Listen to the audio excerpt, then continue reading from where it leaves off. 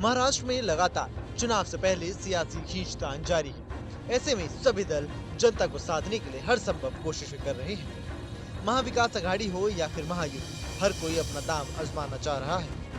महाराष्ट्र में महाविकास अघाड़ी विपक्षी गठबंधन है। इसमें उद्धव ठाकरे की शिवसेना, कांग्रेस और शरद पवार की राष्ट्रवादी कांग्रेस पार्टी यानी एनसीपी एसपी शामिल है। इस गठबंधन ने लोकसभा चुनाव के नतीजों में बीजेपी की अगुवाई वाली महायुति पर बढ़त बनाई थी।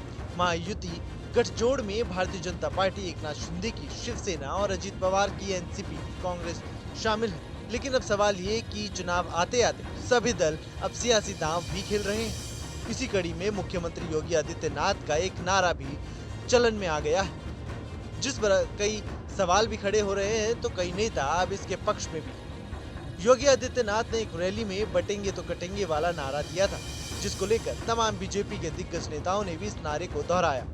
लेकिन अब सवाल ये कि महाराष्ट्र में क्या महायुति के सभी नेता इस नारे का साथ दे रहे हैं? तो इसका जवाब होगा शायद नहीं, क्योंकि महायुति के कई नेताओं से ऐसी खबरें आ रही हैं कि वो बटेंगे तो कटेंगे वाले सीएम योगी के बयान का समर्थन नहीं कर रहे हैं। जिसके बाद अब सवाल ये कि क्या महायुति में सब कुछ ठीक है?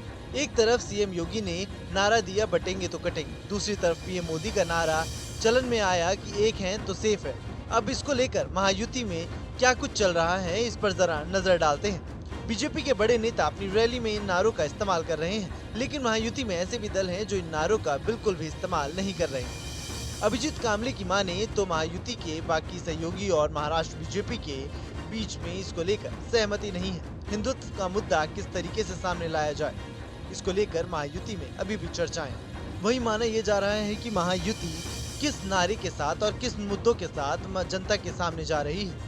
ऐसे में खबरें ये भी आ रही है कि महायुति के इस नारे को लेकर अंदर कई तरह के सवाल खड़े हो गए हैं। महाराष्ट्र की दो अहम क्षेत्रीय पार्टियां शिवसेना और एनसीपी का विभाजन हो चुका है। दोनों का एक एक खेमा बीजेपी के साथ है, दूसरा खेमा कांग्रेस के साथ है। ऐसे में सवाल ये कि हिंदुत्व के नाम पर वोट बीजेपी और एकनाथ शिंदे को मिलेगा कि उद्धव की शिवसेना को? क्या अजित पवार बीजेपी के साथ होने के कारण कांग्रेस और एनसीपी शरद पवार के वोट बैंक में सेंध लगा पाएगी?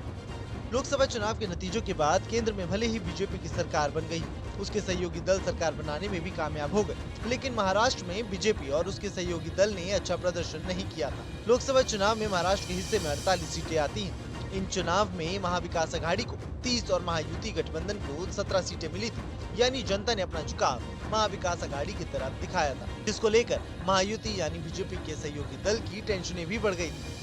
साथ ही महाविकास अघाड़ी में शामिल कांग्रेस, शरद पवार, एनसीपी और उद्धव ठाकरे की शिवसेना के बीच कई मुद्दों को लेकर भी अलग अलग राय सामने आती है। ऐसे में सवाल उठ रहे हैं कि क्या दोनों ही गठबंधन के अंदर एकजुटता है? क्या इन दोनों गठबंधन में सब कुछ ठीक चल रहा है?